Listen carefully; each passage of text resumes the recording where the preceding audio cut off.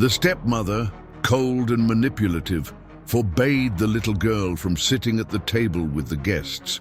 Worse, she pushed her to the floor with a dirty board and a piece of old bread.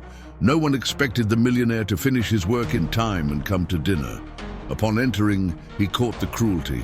Minutes later, his attitude made the entire room tremble. The smell of roasted lamb with rosemary crept up the stairs, making Lila's stomach ache in a way that was both good and bad. Good, because it promised a lavish dinner, something she had missed over the past few days. Bad, because she knew that banquet wasn't for her. Even so, a stubborn flicker of hope glowed in her chest. She wore her best dress, a blue velvet one her mother had given her, which was now a little short at the wrists.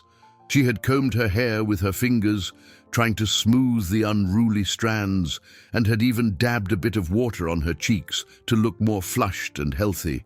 Maybe tonight would be different. Maybe tonight, with the house full of relatives, Veronica, her stepmother, would let her sit at the table. Hope was a small flame that warmed her from within, fragile but persistent. From downstairs, she could hear the clinking of crystal glasses and the murmur of animated conversation. Veronica's entire family was there.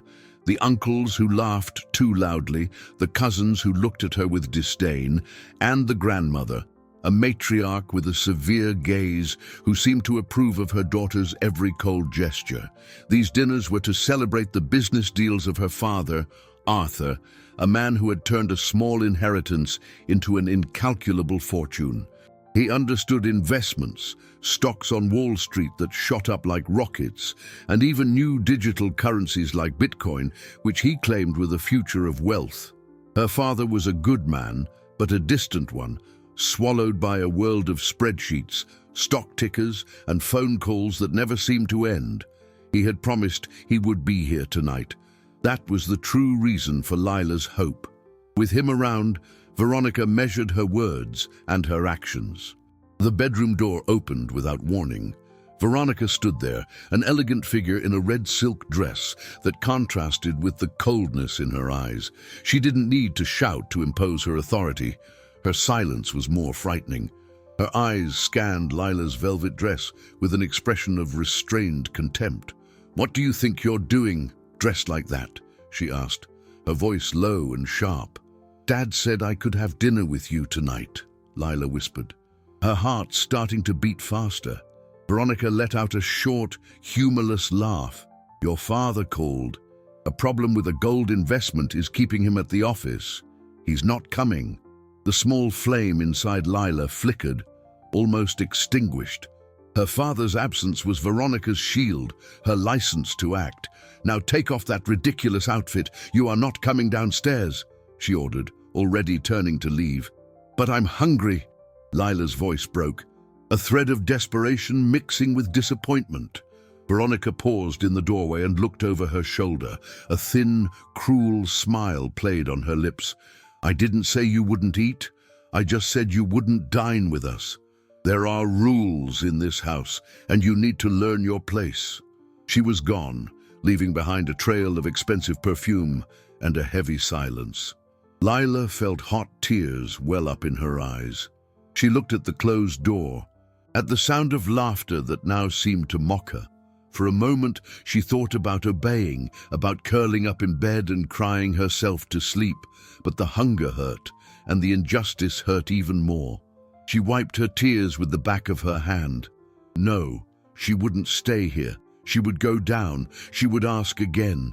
Maybe if they saw her, if they heard her, someone, anyone, would feel a shred of compassion. With her heart hammering against her ribs, she walked toward the door, her small, trembling hand reaching for the cold knob. With her heart pounding in her ears, Lila descended the marble staircase step by step, her bare feet feeling the chill of the polished stone. Each step was a small battle against the fear, telling her to go back to her room and hide.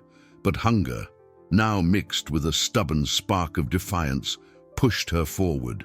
The dining room opened before her like an illuminated stage. The long mahogany table gleamed under the light of a crystal chandelier, covered with a flawless white linen tablecloth, porcelain plates, silver cutlery, and glasses that sparkled with every movement created a scene of wealth and abundance.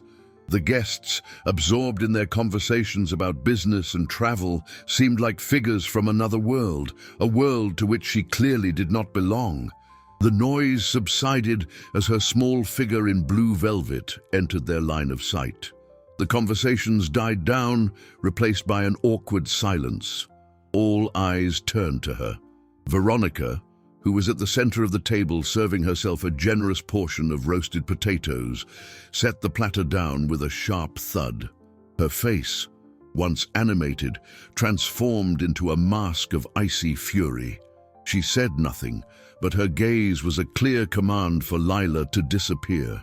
Yet Lila stood firm, her small hands clasped in front of her. "Please," she said, her voice a whisper that was barely audible in the heavy silence. "I just wanted a little plate. I'm very hungry." Her request, so simple and honest, hung in the air for a moment. Veronica's grandmother, a woman with a rigid posture and a silver bun, pursed her lips in disapproval. One of the uncles, a portly man with a gold watch gleaming on his wrist, cleared his throat uncomfortably. No one dared to intervene. Veronica's authority in that house, especially in the absence of Arthur and his vast estate, was absolute. Veronica rose slowly, her silk dress rustling.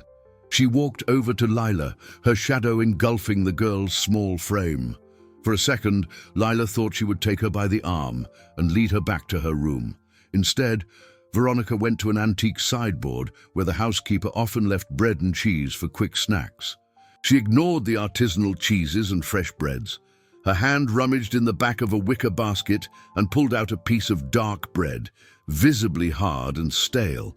Then she picked up a small wooden board, a rustic, worn piece used for chopping vegetables, not for serving. With the board in one hand and the bread in the other, she turned back to her stepdaughter. Her gaze swept the room, daring anyone to question her methods. "You want to eat?" she said, her voice sounding unnaturally loud. "Then you will eat, but you will learn that there is order in this house." To the silent horror of some and the tacit approval of others, Veronica walked to a corner of the room, near the door leading to the kitchen. The floor there was cold, far from the warmth of the fireplace and the light of the table. She crouched down and placed the wooden board on the polished floor. Then she set the piece of stale bread upon it. It was a humiliating offering, a scene that didn't belong in that luxury mansion, with its financial assets and constant cash flow. She stood up and pointed to the floor. "There, that is your place. Eat." The words echoed, cruel and final. The conversations at the table resumed, hesitant at first, then louder, as if to drown out the terrible scene that had just unfolded.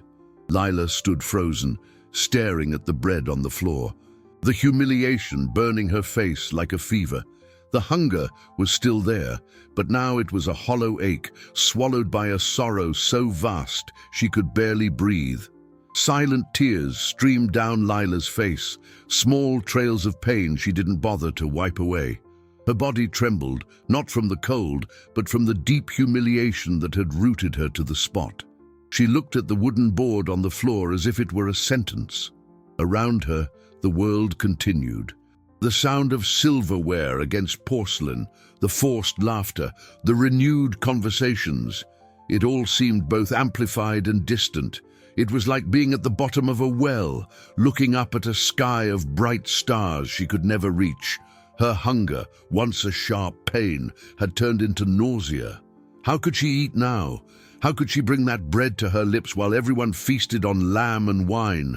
Every bite they took was a reminder of her exclusion, of her insignificance in this universe of luxury and power, built upon her father's assets and business deals. One of Veronica's cousins, a man with a ruddy face and a smug smile, raised his glass. "You know, Veronica, I admire your firmness," he said loudly, drawing everyone's attention. "That's how you build character, a firm upbringing." Arthur, with his mind always on dividends and the ROI of his portfolio, needs someone with a steady hand at home. He laughed. A harsh, cruel sound that ricocheted through the room and hit Lila like a slap in the face. Veronica smiled, a victorious smile. Those words were the approval she needed, the public validation of her cruelty. She felt powerful, the true manager of that vast estate, not just of the house, but of the family's future. Lila's humiliation was the affirmation of her own power. Slowly, as if her limbs weighed a ton, Lila walked to the corner. Her knees buckled, and she sat on the cold marble floor, her legs crossed beneath the velvet dress. Her small hands hovered over the stale bread, not daring to touch it. In the kitchen doorway, almost hidden in the shadows, stood Elvira, the housekeeper. She was a kind-faced, middle-aged woman with work-worn hands who had been with the family long before Veronica's arrival. Her eyes met Lila's, and in them, the girl saw an ocean of compassion and helplessness. Elvira glanced at the table, at Veronica distracted by her cousin's praise, and made a decision. She moved quickly and, from a fruit bowl on the sideboard, snatched a ripe, juicy purple plum. Hiding it in her palm, she gave Lila a discreet signal, an almost imperceptible nod toward the kitchen. A spark of hope, tiny and trembling, ignited in Lila's chest. An act of kindness, a shared secret. It meant she wasn't completely alone. She stood up slowly, her eyes fixed on Elvira, and began to tiptoe toward the kitchen door, leaving the bread untouched on its board of shame. She was just a few steps away, Elvira's hand already extending discreetly to give her the forbidden fruit. But a glint of movement on the polished floor gave them away.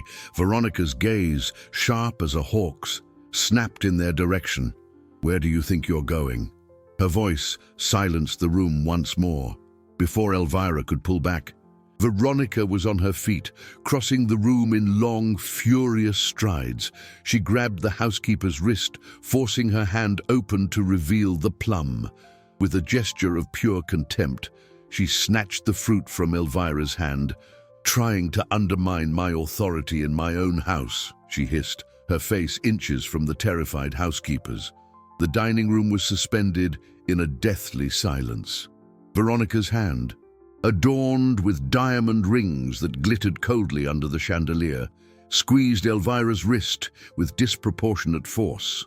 The purple plum, small and helpless, fell to the marble floor with a soft, wet thud, rolling under the sideboard as if it too wanted to hide. Elvira's face was pale with fear, but her eyes, for a fraction of a second, met Lila's with an expression of deep sorrow. Not for herself, but for the child. "Mom, please," the girl. "She hasn't eaten anything," the housekeeper stammered, her voice a trembling thread. Her dignity, built over years of loyal service, was crumbling under the weight of the public accusation. To Veronica, Elvira's salary was insignificant, a crumb from the immense fortune she now helped manage, and so the housekeeper was disposable, a pawn on her power board.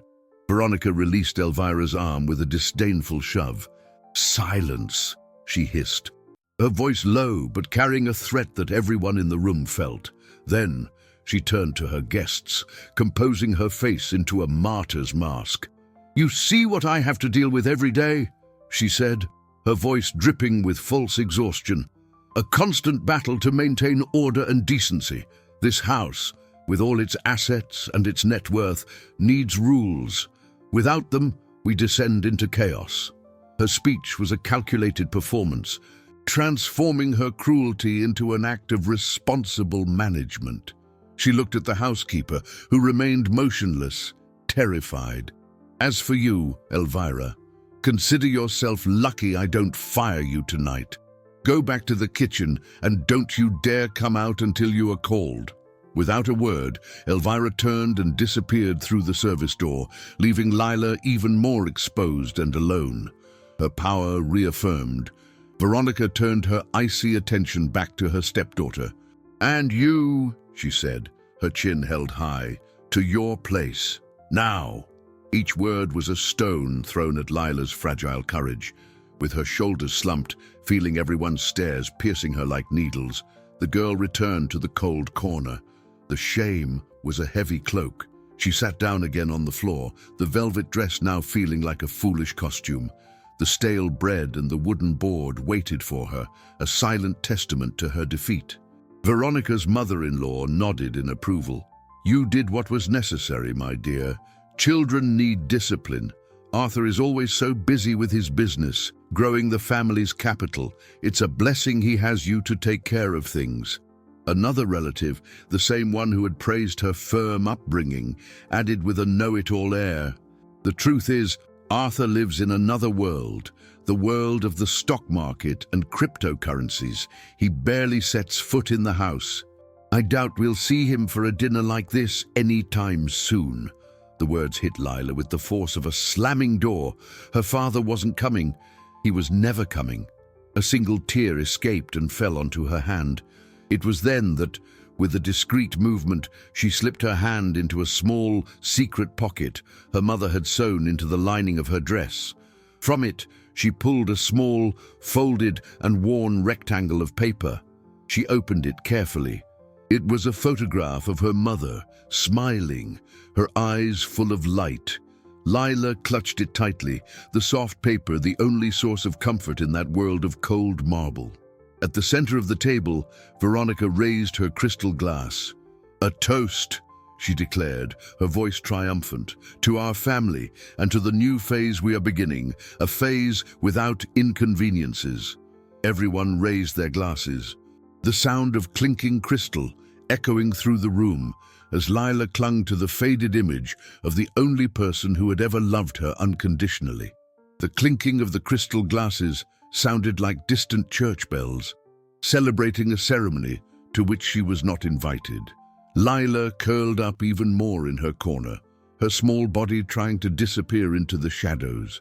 Veronica's toast, a phase without inconveniences, echoed in her mind, each word confirming that she, Lila, was the inconvenience to be removed. She pressed the worn photograph to her chest, the paper crinkling slightly under her fingers. Her mother's smile in the picture was a warm sun on a freezing winter day, a memory of a time when love wasn't a crumb to be begged for, but the air she breathed. Back then, the house wasn't just a structure filled with valuable assets and discussions of cash flow, it was a home. Now, sitting on the cold floor, she felt like a forgotten object, less important than the silver cutlery or the silk drapes. Her existence was a liability on the impeccable balance sheet Veronica was keeping of her new life, a life funded by her father's vast inheritance and continued wealth accumulation. Hunger, however, was a stubborn force. It was a real physical pain that refused to be silenced by emotional agony. The smell of the lamb, now mingling with the sweet aroma of an apple pie coming from the kitchen, was torture. Her eyes turned back to the bread on the wooden board. It looked like a piece of rock, inert and lifeless. Hesitantly, she reached out and picked it up. It was even harder and rougher than she had imagined. Its crust was thick, and she knew it would be difficult to bite. With a heavy heart, she brought the bread to her mouth. She closed her eyes, as if not wanting to witness her own act of submission. The first bite was a struggle. The crust scratched the roof of her mouth, and the inside was dry, crumbling into what felt like sand. A sob escaped her, a small, choked sound that was immediately swallowed by the party's noise. The tears she had tried to hold back began to fall, wetting the bread in her hand. The salty taste of her own tears mixed with the bland taste of defeat. At the table, the conversation had drifted, as it always did, to money. "Veronica, darling, it must be thrilling to be part of a growing empire," said an aunt, adjusting her pearl necklace. "I heard Arthur's latest investment in crypto technology yielded an extraordinary profit." Veronica beamed, basking in the admiration. "Arthur is a genius," she replied with studied modesty. "He understands the market in a way few others do. His net worth grows by the day. My role is simply to ensure he has the peace of mind at home to focus on his business. So our assets can continue to multiply. It's a great responsibility." She cast a quick, meaningful glance toward Lila, making it clear what she considered part of that responsibility. The girl, chewing with difficulty on her tear-soaked bread, heard everything. She didn't understand what assets or net worth were, but she understood the message perfectly. Her sadness was the price of Veronica's peace of mind. She tried to swallow the piece of bread, but it got stuck in her throat, a knot of humiliation and pain. She coughed silently, her body shaking with the effort. Her small world had been reduced to this dark corner, this stale bread, and the memory of a smile in a photograph. She felt herself sinking, disappearing under the weight of their indifference. It was then that a sound, almost imperceptible, broke the monotony of the dinner. It didn't come from the kitchen or the living room. It was the soft, heavy sound of the front door opening. No one at the table, absorbed in their discussions of mutual funds and treasury bonds, seemed to notice. But Lila, sitting on the floor, felt it. She felt a subtle draft of cold air snake across the marble and touch her ankles. The sound of the door closing was even quieter, a muffled click lost in the clink of a glass. Someone had come in, and it wasn't one of the staff. They always used the service entrance. Her heart gave a lurch, a painful throb of impossible hope. Could it be him?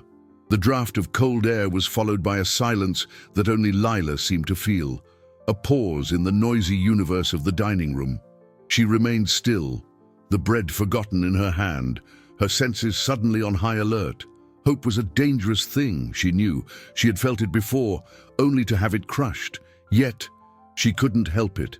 Her tense body instinctively leaned toward the foyer, her ears straining to catch any sound beyond the cacophony of the party. For a long moment, nothing happened. The guests' laughter continued, Veronica's voice dominating the conversation, talking about plans to redecorate the east wing of the mansion, a project that, she claimed, would increase the property's asset value. Lila began to think she had imagined it. Maybe it was just the wind, or a staff member making their rounds. Disappointment began to set in, cold and familiar. Then she saw it. From her low vantage point on the floor, her view was limited, but through the legs of the chairs and under the tablecloth that nearly touched the ground, she saw a pair of dark, impeccably polished leather shoes standing still in the archway that separated the foyer from the dining room. They were motionless, as if their owner were observing the scene. They were not the shoes of any of the guests. She knew those shoes. She had seen them many mornings, lined up by her father's bedroom door, waiting to be worn to work. Her heart stopped for a second and then began to gallop, a frantic drum against her ribs. It was him. Her father was here. He had come. Joy rose in her throat, a silent scream she didn't dare release. She wanted to stand up, to run to him, to hug his legs and tell him everything. But something held her back. The way he stood, hidden in the shadow of the archway, was not the posture of someone arriving home to join a party. It was the posture of an observer, a silent witness. Her father wasn't entering, he was watching. And suddenly, Lila understood. He didn't want to be seen. Not yet. He was taking in the scene, listening to the conversations about his fortune, seeing the sparkle of diamonds and the flow of expensive wine. And from his hiding place, he also saw her. He saw his daughter on the floor, with a piece of stale bread in her hand. The realization hit her with painful clarity. He wanted to see the truth for himself, unfiltered, without Veronica's well-rehearsed excuses. His silent presence was a test, a quiet judgment being passed that no one else in the room knew was happening. Veronica's grandmother, oblivious to the presence lingering on the threshold, turned to Lila with a look of disdain. "Still there, child. You should have finished that by now and gone to bed. Your presence here is just ruining everyone's appetite." Her tone was sharp, designed to humiliate Lila further, but also to reinforce Veronica's authority in front of the family. Lila shrank back, but this time, her shame was mixed with a new emotion, a tense expectation. She knew her father was hearing every word. She knew he was witnessing the cruelty she had endured in silence. One of Veronica's cousins laughed. "Oh, don't worry, Auntie. It's just a lesson. She'll have forgotten by tomorrow. Children are resilient." It was at that moment, with the echo of that cruel phrase still in the air, that Lila, in a surge of courage born from desperation and her father's secret presence, raised her voice just a little. It was trembling, but it was audible. She looked directly at Veronica, her large eyes filled with unshed tears. "Mother," she began, the words sounding strange and hollow. "Why can't I eat at the table?" Lila's question, though spoken in a trembling voice, cut through the dining room air with the precision of a blade. The chatter and clatter of silverware stopped abruptly for the second time that night. Every face, some surprised, others annoyed, turned toward the small figure on the floor. To ask such a question, to directly challenge Veronica's authority in front of her entire family, was an act of unthinkable rebellion. Layla herself felt a shiver of fear run down her spine as soon as the words left her mouth. Had she gone too far? She glanced toward the shadow in the archway. The dark leather shoes hadn't moved. He was still there, listening.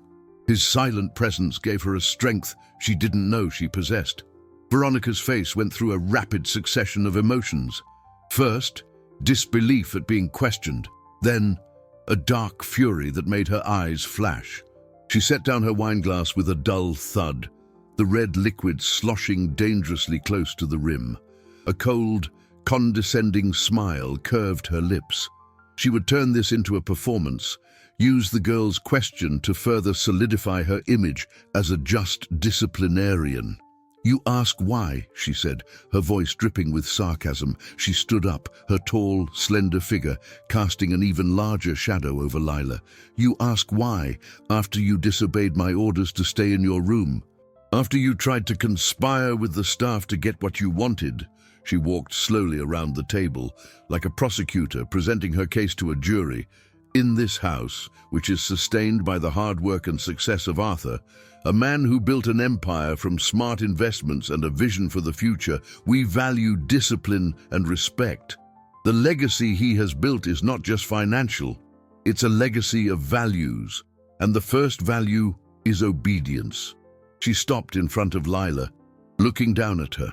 "You are not at the table because your place is not one with stubbornness, but with merit. You need to learn that the good things in life, like a seat at this table, are not a right. They are a privilege. And privileges, my dear, are earned." Her voice was silky, reasonable, but her words were poison. She was painting Lila not as a victim, but as a spoiled, insubordinate child who needed a firm hand. Her stepmother's family nodded in agreement, their faces reflecting a pious admiration for her patience and wisdom. "You see," Veronica continued, now addressing her guests, "this is what I mean. A lack of gratitude. She lives surrounded by luxury, by a wealth most people can only dream of, and yet she behaves this way." Lila felt her world crumbling. Veronica's words were so convincing, so well staged, that for a moment she almost believed them. Maybe it was her fault. Maybe she was ungrateful. The tears she had managed to hold back began to well up, hot and bitter. She lowered her head, her small act of courage draining away, replaced by the old, familiar feeling of not being good enough. It was then that the silence was broken by a sound that was not silverware, nor voices. It was the sound of a footstep, a single, deliberate, heavy step from the direction of the foyer. The pair of dark leather shoes moved from shadow into light, followed by a tall figure rising to his full, imposing height. A collective, sharp gasp went through the room. Veronica, in the middle of her triumphant speech, froze, her face turning as white as the linen tablecloth. Arthur was there, and the expression on his face was not that of a man tired from a long day at the office. It was the expression of a volcano about to erupt. Time seemed to freeze. The guests' gasp of surprise gave way to a profound silence, so heavy you could hear everyone breathing. Arthur stood in the dining room archway, an imposing figure whose silent presence instantly shifted the balance of power. His eyes, normally calm and focused on stock market charts or profit reports, now burned with a cold, controlled fury. He didn't look at Veronica. He didn't look at his stunned, open-mouthed guests. His gaze was fixed, locked on his daughter, the small, huddled figure on the floor. Her face stained with tears, a piece of stale bread in her hand. The sight seemed to hit him physically. His broad shoulders tensed for a moment, as if he'd taken a blow. Veronica was the first to regain her composure, though her voice came out slightly higher than usual. "Arthur, darling, what a wonderful surprise!" she exclaimed, forcing a radiant smile. "We thought you were stuck at the office. We were going to save you a plate." She hurried toward him, her arms open for an embrace that never came. Arthur held up a hand, a simple, commanding gesture that stopped her in her tracks. Her smile faltered, uncertainty flickering in her eyes. What's wrong, dear? Are you all right?" Her attempt at normalcy was fragile, transparent. The air in the room was electric with tension. Her relatives, once so talkative and arrogant, were now shrinking in their chairs, their eyes darting between Arthur, Veronica, and the child on the floor. The celebration of wealth and status had turned into a courtroom. Arthur finally tore his gaze from Lila and swept it across the room. His eyes landed on each guest, one by one, making them look away uncomfortably. They settled on the lavish table, the succulent lamb, the expensive wines, and then returned to the wooden board on the floor. Ignoring Veronica completely, he took a step forward, his voice low but resonating with an authority no one in that house had ever heard him use. "Can someone," he began, his voice restrained thunder, "explain to me what this is?" He wasn't yelling. He didn't need to. His tone was more devastating than any shout. The question hung in the air, a direct accusation demanding an answer. The only reply was silence. No one dared to speak.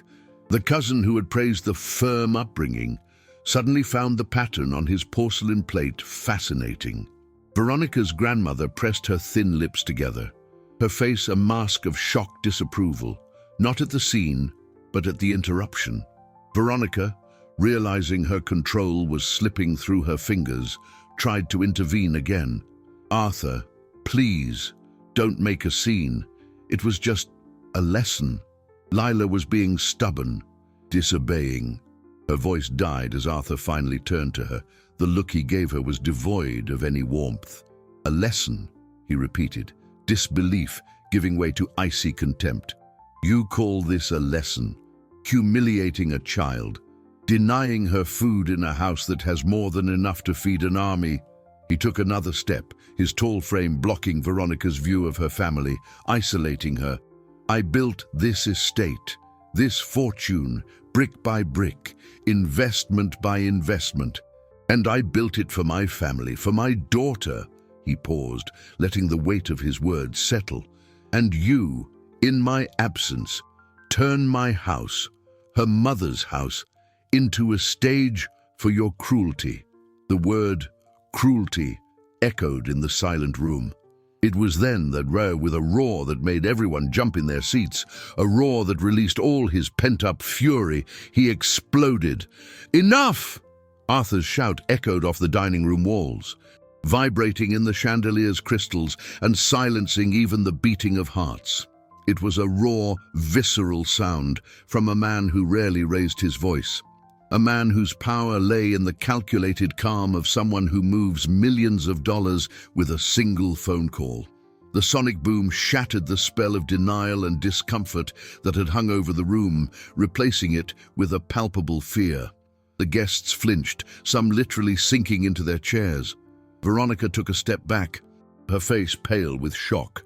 She had miscalculated his reaction, had assumed his concern for business, and maintaining a facade of normalcy would outweigh his concern over a domestic scene. She was disastrously wrong.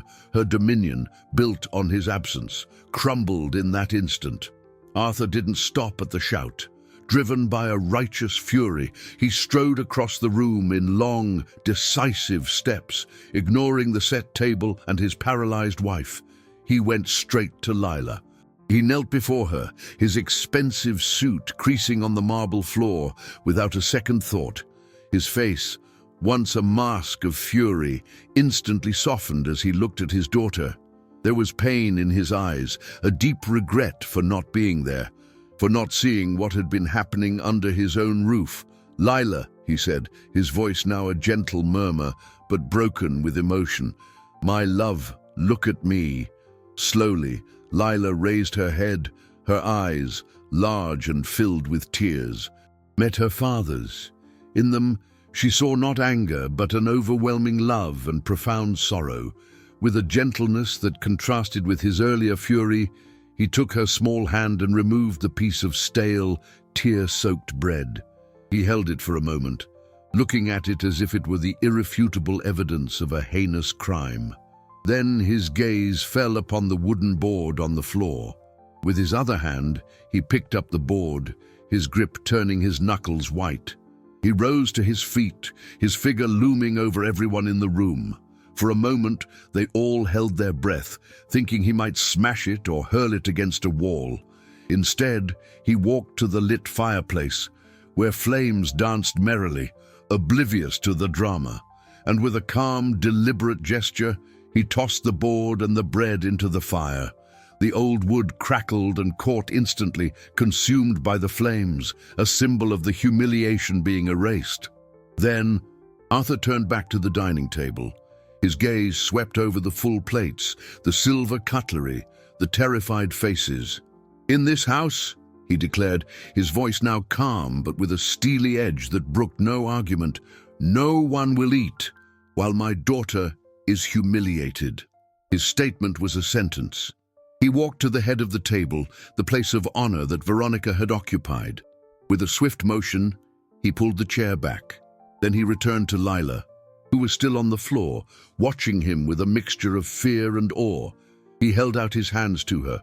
"Come, my angel. This is your place. It always was."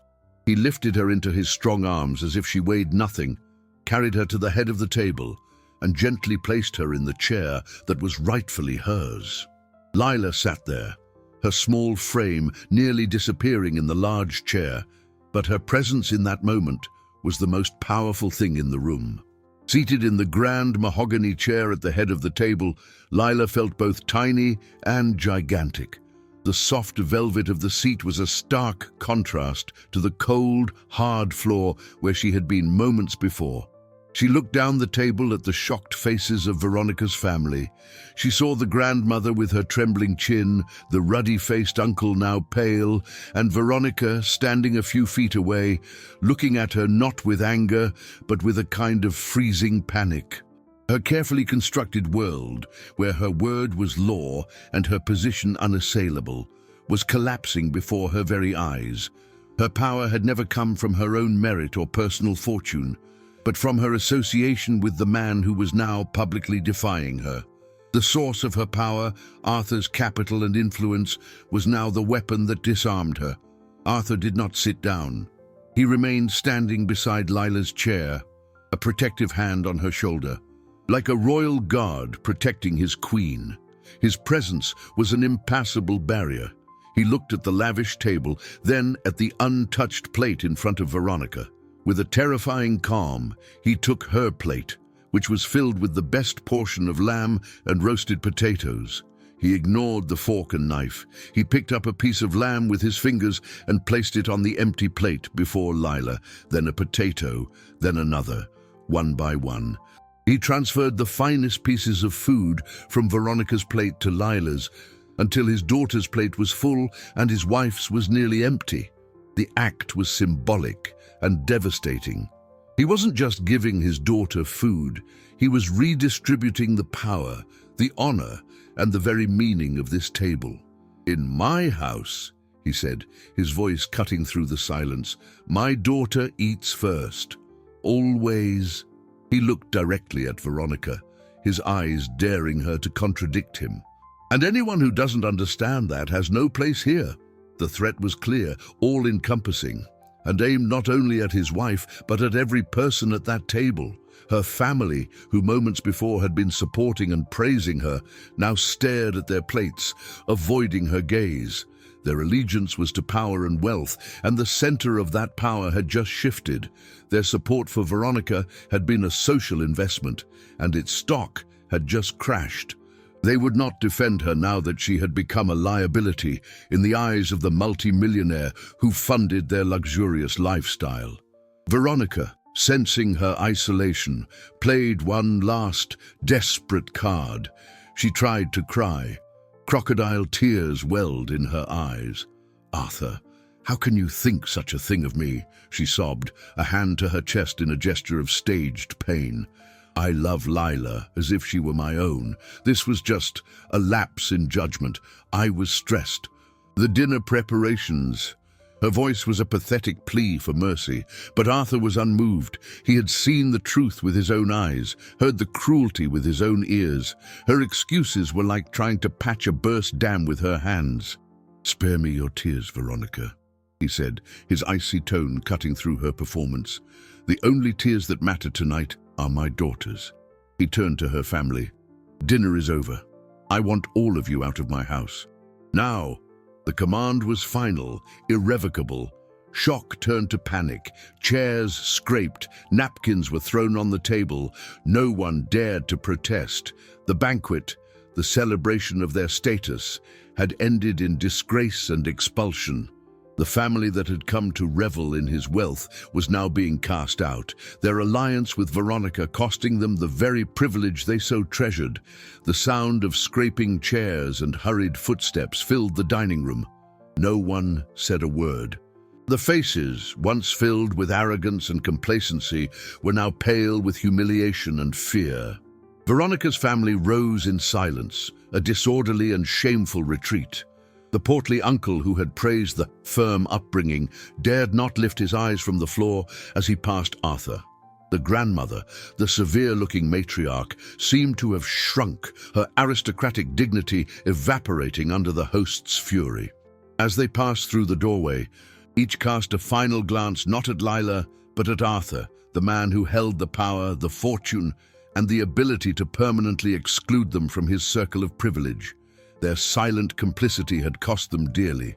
Veronica remained frozen, watching her family abandon her.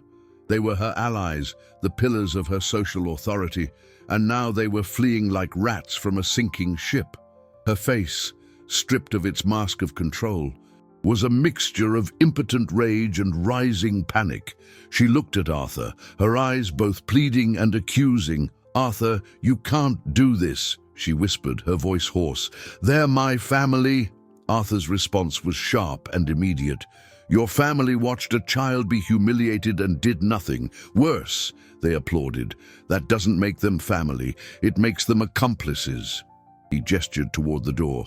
"Go with them, Veronica. Tonight." "I don't want to look at you." The order was the final straw. The ultimate humiliation, to be expelled from her own home in front of her family. Her composure crumbled completely. With a sob of rage and defeat, she turned and stormed out of the room, her hard, fast steps echoing on the marble foyer.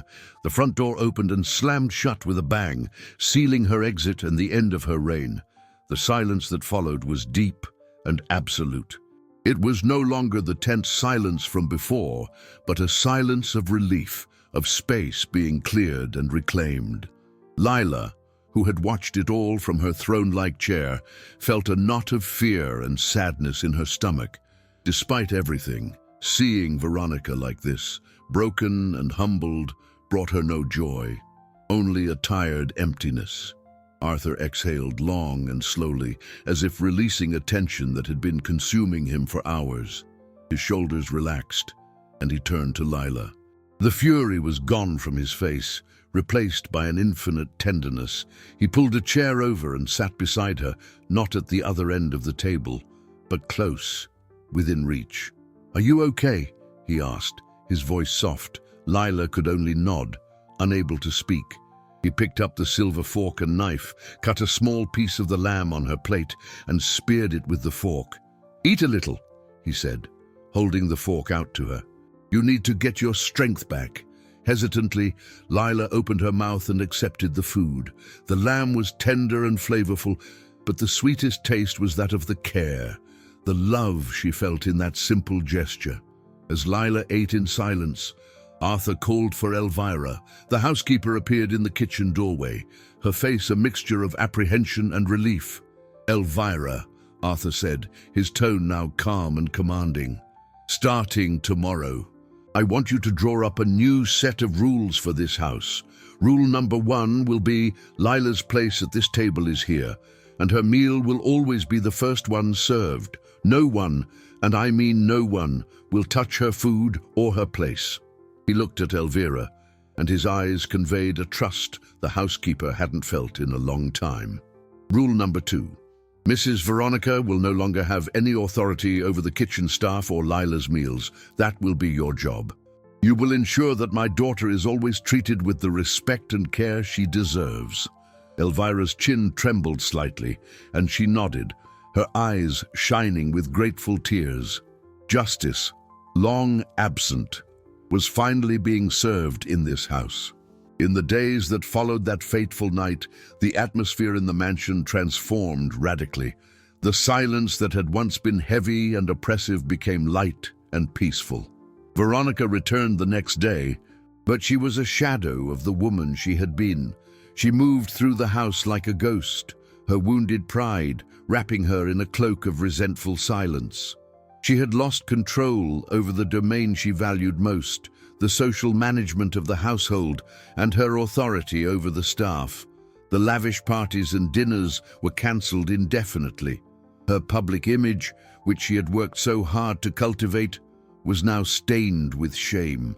The story of the disastrous dinner would undoubtedly spread like wildfire through their circle of friends and family, told in malicious whispers that painted her not as a sophisticated hostess, but as a cruel stepmother who had been unmasked. Arthur kept his word. Every meal became a sacred ritual affirming Lila's place. The head of the table was hers, unquestionably. Elvira, now promoted to a position of trust and responsibility, personally supervised every dish served to the girl. Her favorite foods, once rare treats, now appeared frequently: mac and cheese, roasted chicken with small potatoes, and on weekends, pancakes with maple syrup for breakfast. They were simple meals that didn't boast of the family's wealth or net worth, but were rich in something far more valuable: love and attention. Arthur, for his part, rearranged his schedule in a way no one thought possible. Meetings about financial portfolios and the ROI on his funds were postponed. Calls about the volatile crypto market were scheduled for after Lila's bedtime. He was present, for breakfast, for dinner. His presence was a constant guarantee that the new order would be maintained. One sunny afternoon, a few days after the incident, Arthur found Lila in the garden, sitting under a large oak tree, looking at the photograph of her mother. He sat beside her on the grass, his business suit looking out of place in the peaceful setting. "I'm so sorry, Lila," he said, his voice low and filled with a regret that went far beyond words. "I'm sorry I didn't see. I was so blinded by work, so focused on growing our net worth, on securing your future with more money, more assets, that I forgot the most important thing, your present." He glanced at the photo in her hand. "Your mother. She would never forgive me if she knew I let this happen." Lila leaned her head against his arm. "It wasn't your fault, Dad. You didn't know." "But I should have known," he insisted. "It's my job to protect you, and I failed. But I promise you, from this day on, it will never happen again. You are my most precious treasure, my most important legacy, more valuable than all the gold and all the Bitcoin in the world." The most remarkable transformation, however, was in Lila herself.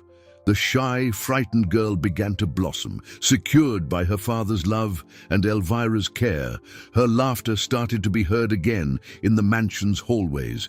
She began to tell her father about her day at school, about her friends, about her dreams.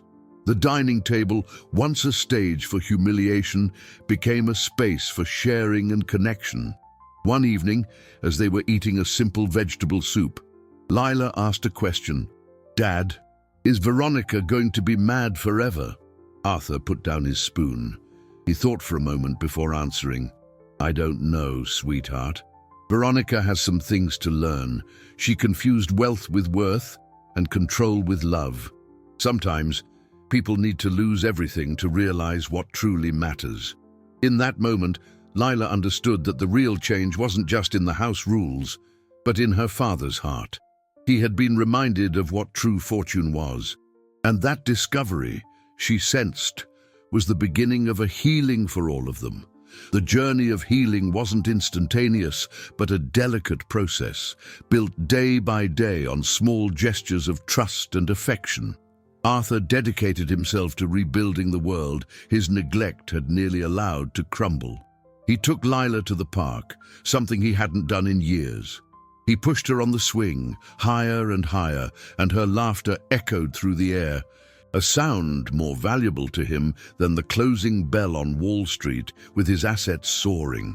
They bought ice cream and sat on a bench watching the ducks in the pond, talking about simple things, the color of the sky, the shape of the clouds, the dreams that lived in the heart of an 8-year-old girl. These were moments that didn't add a single cent to his net worth, but enriched his soul in a way money never could. At home, Elvira became a warm, constant presence. She taught Lila how to make chocolate chip cookies, her small hands covered in flour as she tried to shape the dough.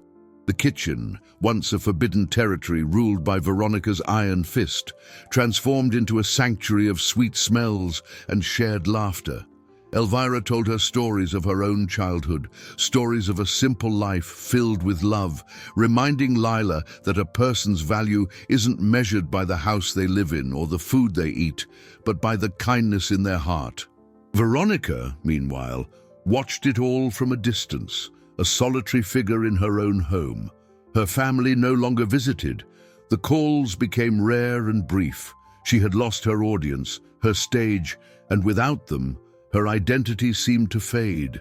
Sometimes, Lila would catch her looking at her and her father, and on her face was a complex mix of resentment, envy, and perhaps a glimmer of regret. The true resolution, the emotional climax of this transformation, came 2 weeks after the night of the dinner. It wasn't a grand event. There were no shouts or tears, but a moment of profound simplicity. It was a Saturday night. Arthur had given the chef the night off and decided to make dinner himself.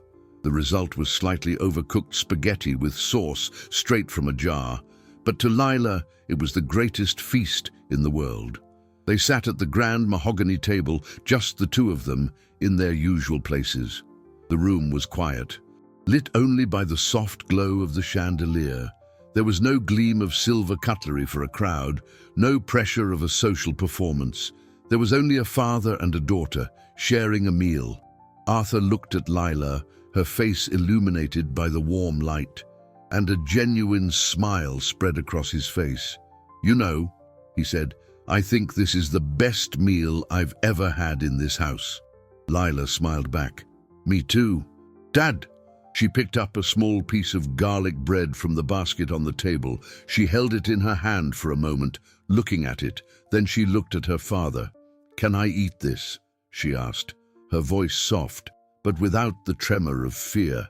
It was a simple question, but it was heavy with meaning.